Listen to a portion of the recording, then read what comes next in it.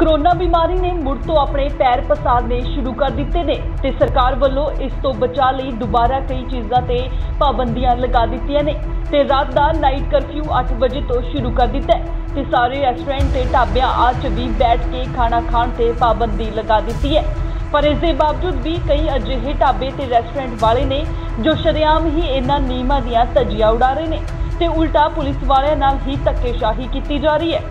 ताज़ा मामला लुधियाना तो है। लुधियाना विच नाइट कर्फ्यू के बावजूद ढाबे खुले हुंदे ने। यह दोष लुधियाना पुलिस के एक अधिकारी वालों लगाए गए ने। उन्होंने कहा है कि कुछ पुलिस अधिकारियों नाल मिल के ढाबे मालकां वालों पुलिस मुलाजमां दे नाल धक्केशाही करन दे दोष लगाए ने। उन्होंने कहा कि नाइट कर्फ्यू के बावजूद कुछ ढाबा मालक कुछ पुलिस वालियां नाल मिल के ढाबे खोलते हैं और इस दौरान कोरोना नियमां दी भी जम के धज्जियां उड़ाईयां जा रही ने। पुलिस अधिकारी ने कहा कि लुधियाना के घंटा घर चौक विच कुछ ढाबे रेस्टोरेंट ने जो किसी पुलिस अधिकारी नाल मिल के नाइट कर्फ्यू के दौरान भी खुले रखते हैं और जे उन्हां नूं बंद करने लई कहंदे ने तां उन्हां नाल धक्केशाही की जाती है। भी जी ये ना घंटा घर एरिया जी भाजी इत्थे अज असीं टैसट कराए सी 10-12 बंदे जिहड़े करोना के पॉजिटिव आए ने जिस वजह कारण असीं जिहड़े होटल ढाबे सारे बंद कराए ने। पर ये भी फिर भी ना 9 बजे तो बाद खो रहे हैं मतलब इन्होंने असीं रोक रहे हैं अवेयर कर रहे हैं भी इत्थे कंटोनमेंट एरिया कुछ हो जाएगा होर भी रहा तो काफ़ी मरीज़ आ रहे हैं इन्होंने अवेयर कर रहे हैं भी भाई इत्थे दुकानों ना खोलो रात को। इत्थे चावला ते ज्ञान होटल ने रात को जबरदस्ती पुलिस के नाल रल के अफसरां रल के खोलते हैं जिस कारण रोक रहे हैं भाई ना खोलिया करो।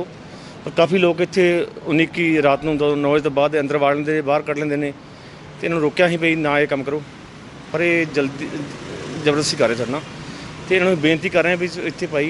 खाने के कोई होर भी हो सकता कोरोना मरीज आ सकते हैं तो ना तो सोशल डिस्टेंस की पालना कर रहे हैं ना ये मास्क ला रहे हैं और अंदर होटल के अंदर गेट बंद करके पिछली साइड तो लोगों मतलब खराब कर रहे हैं। अज बंद किया यार असीं बंद किया साढ़े सीनियर अधिकारी हुणे गए हैं बंद करा देना काम अज तो असीं अगे तो वार्निंग देती भी अगे तो यह काम होया तो तुहाडे खिलाफ कानूनी कार्रवाई की जाऊगी। अज अज रेखी चो अज असीं टैसट कराए से इत्थे काफ़ी लोग इत्थे पॉजिटिव आए ने।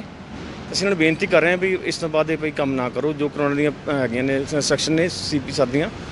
उत्ते मतलब करो ध्यान रखो क्योंकि करोना महामारी बीमारी काफ़ी लंबे तौर पर वध रही है तो असीं बेनती कर रहे हैं हर तरह की